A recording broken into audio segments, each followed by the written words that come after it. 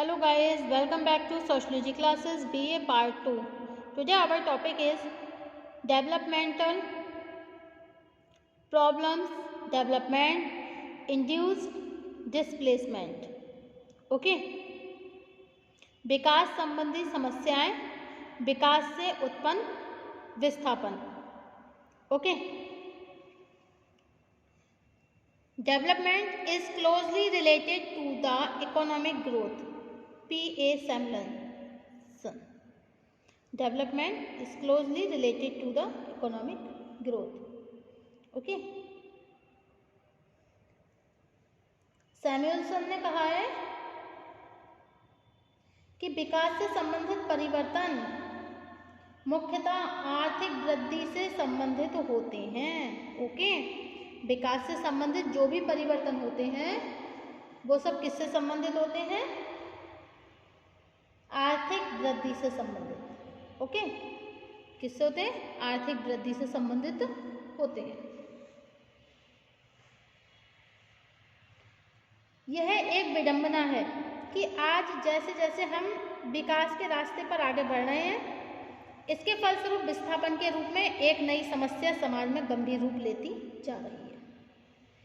विकास का उद्देश्य जनसाधारण के जीवन स्तर में सुधार करना तथा लोगों को ऐसी सुविधाएं प्रदान करना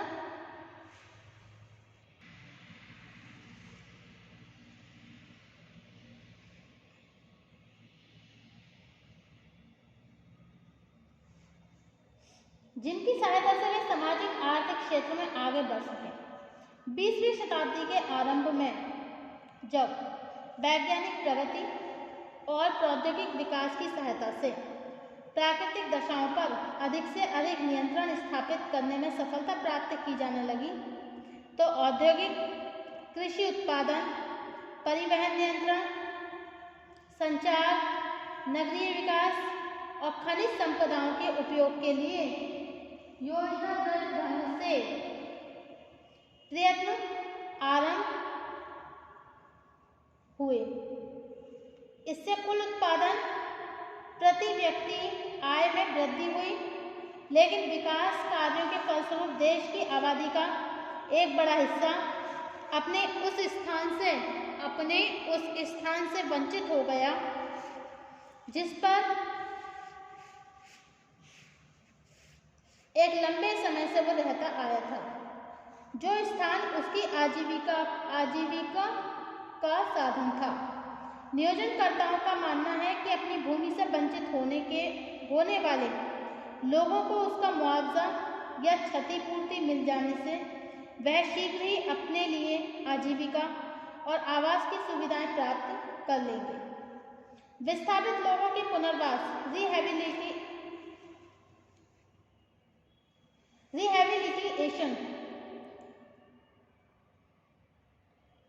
रिहैबिलिटेशन के लिए सरकार द्वारा अनेक योजनाएं बनाई गई. इसके बाद भी विकास कार्यों से विस्थापित होने वाले करोड़ों लोग या तो बेरोजगार हो गए अथवा उन्हें नगरों की गंदी बस्तियों में जिंदगी बिताने के लिए बाध्य होना पड़ा.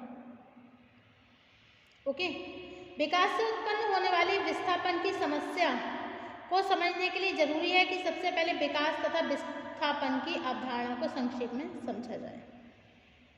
ओके, अकॉर्डिंग टू बाटोमोर ने कहा है कि विकास एक ऐसी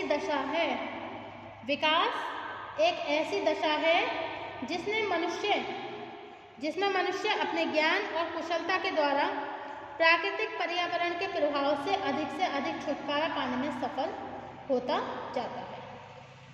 ओके, इसका तात्पर्य है कि यदि हम पृथ्वी के गर्भ में छिपे हुए खनिज पदार्थों को निकालकर उनका उपयोग कर लें, दुर्गम पहाड़ों पर जाने के लिए रास्ता बना लें, गहरे समुद्र से उपयोगी पदार्थ प्राप्त कर लें, नदियों की धाराओं को मोड़कर सिंचाई के साधन बढ़ा लें, परिवहन के साधनों के द्वारा लंबी दूरियां कुछ समय में ही तय कर लें, विभिन्न आविष्कारों के द्वारा उद्योगों और कृषि में बड़ी मात्रा का उत्पादन करने लगें,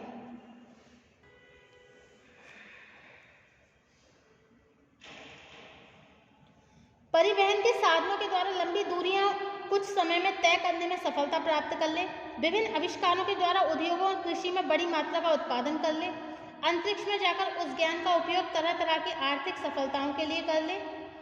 तो ऐसे सभी परिवर्तनों के विकास के नाम से संबोधित किया जाएगा। मतलब तो ऐसे जितने भी परिवर्तन है ना, तो उन परिवर्तनों को हम विकास के नाम से संबोधित कर सकते हैं। ओके, या फिर विकास के नाम से उन्हें संबोधित किया जाएगा। ओके, अकॉर्डिंग टू सैमुअलसन ने कहा है कि विकास से संबंधित परिवर्तन मुख्यतः आर्थिक वृद्धि से संबंधित होते हैं। ओके, आर्थिक शक्तियों और नई प्रौद्योगिकी होने वाले विकास का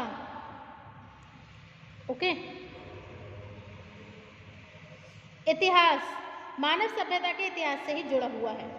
मनुष्य ने बर्बरता और असभ्यता के स्तर से निकलकर कृषि युग तक पहुंचने के लिए जितने भी प्रयत्न किए, उससे मानव की प्रकृति पर निर्भरता कम होती गई। आग जलाने की कला, लोहे को गलाने का काम, हथियार बनाने की क्षमता, भूमि पर बीज बोकर फसल उगाने की कला आदि नई प्रौद्योगिकी को जन्म दिया। ओके, आज संसार के अधिकांश समाज में योजनाबद्ध रूप से प्रौद्योगिक विकास के द्वारा आर्थिक क्षेत्र में आगे बढ़ने का प्रयत्न कर रहे हैं। इस प्रकार नई प्रौद्योगिकी और आर्थिक शक्तियों की सहायता से लाए जाने वाले परिवर्तन को ही हम विकास कहते हैं। ओके, अब विकास की विशेषताएं। Characteristics of development. विकास आर्थिक और नंबर 1 विकास आर्थिक और प्रौद्योगिक शक्तियों में होने वाला परिवर्तन है, जो भौतिक पर्यावरण को नियंत्रित करने में मानव की बढ़ती हुई क्षमता को स्पष्ट करता है। ओके, नंबर 2 विकास का मुख्य आधार आर्थिक और प्रौद्योगिक परिवर्तन है। सामाजिक और सांस्कृतिक परिवर्तन इसका गौण आधार है। नंबर 3 विकास एक ऐसा परिवर्तन है जिसके अंतर्गत कोई समाज सरलता से जटिलता की ओर बढ़ता है। एंड नंबर 4 विकास का संबंध भौतिक तथा आर्थिक वृद्धि से होने के कारण इसकी निश्चित माप की जा सकती है।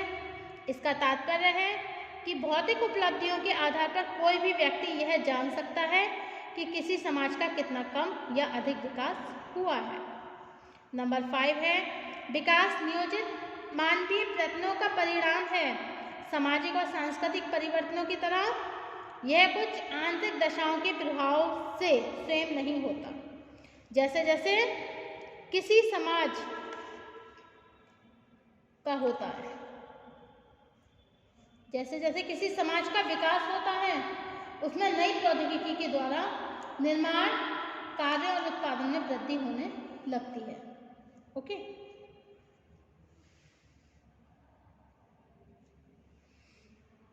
अब है विकास। देखिए, एक ऐसा परिवर्तन है जो ऊपर की ओर उठती हुई रेखा के रूप में होता है। इसका तात्पर्य है प्रत्येक आविष्कार और तकनीक का आगामी स्तर पहले की तुलना में अधिक उन्नत और उपयोगी होता है। ओके,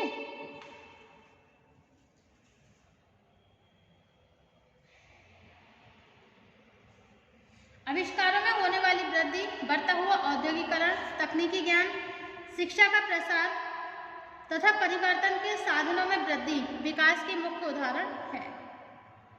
नेक्स्ट है नियोजन विकास का प्रमुख आधार है। नियोजन के द्वारा एक समाज अपने साधनों और भविष्य की आवश्यकताओं के बीच संतुलन स्थापित करके ऐसे कार्यक्रम बनाता है जिनसे भौतिक क्षेत्र में विभिन्न उपलब्धियां प्राप्त की जा सके एवं प्राकृतिक दशाओं पर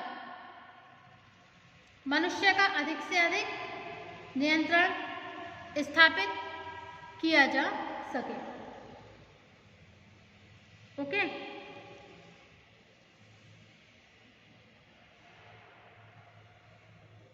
विकास का संबंध लौकिक और भौतिक लक्ष्यों को प्राप्त करने से होता है। विकास एक ऐसा परिवर्तन है जो व्यक्ति को अपनी आवश्यकताएं पूरा करने के लिए विभिन्न साधन, उपकरण और प्रविधियां प्रदान करता है। व्यक्ति अपनी सुविधा और पसंद के अनुसार उनमें से किसी भी विकल्प को चुन सकता है।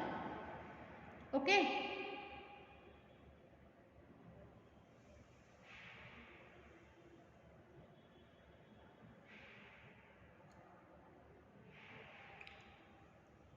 नियोजन के द्वारा एक समाज अपने साधनों को भविष्य की आवश्यकताओं के बीच संतुलन स्थापित करके ऐसे कार्यक्रम बनाता है जिनसे भौतिक क्षेत्र में विभिन्न उपलब्धियां प्राप्त कर सके और प्राकृतिक दशाओं पर मनुष्य का अधिक से अधिक नियंत्रण स्थापित किया जा सके। ओके,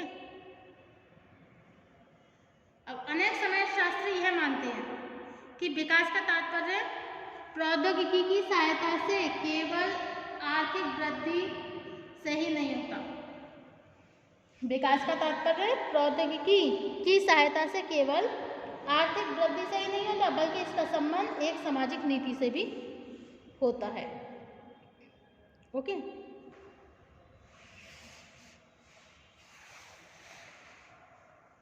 जिसके द्वारा प्रौद्योगिकी का उपयोग मानवीय और सामाजिक कल्याण के लिए किया जा सकता है। यदि आर्थिक वृद्धि के बाद भी सामाजिक जीवन विकसित होने लगे तथा विभिन्न समुदायों के सामने गंभीर समस्याएं पैदा होने लगे तो इस दशा को विकास नहीं कहा जा सकता। इसका तात्पर्य है विकास ऐसा परिवर्तन है जिसमें प्रौद्योगिकी की सहायता से आर्थिक वृद्धि होने के साथ ही सामाजिक समस्याओं का रचनात्मक समाधान किया जा सके। आज विकसित और विकासशील समाजों में विभिन्न आविष्कारों और नई प्रौद्योगिकी के द्वारा भौतिक क्षेत्र में व्यापक सफलताएं प्राप्त हो गई है, लेकिन विकास के फलस्वरूप अनेक सामाजिक आर्थिक समस्याओं में भी वृद्धि हुई है। इनमें विस्थापन की समस्या सबसे प्रमुख है। इस कारण विस्थापन की अवधारणा तथा इसके प्रमुख पक्षों को समझना भी बहुत जरूरी है। ओके, नेक्स्ट टॉपिक होगा हमारा विस्थापन का अर्थ तथा प्रकार, meaning and types of displacement. Okay, so thank you for watching my YouTube channel. Thank you so much.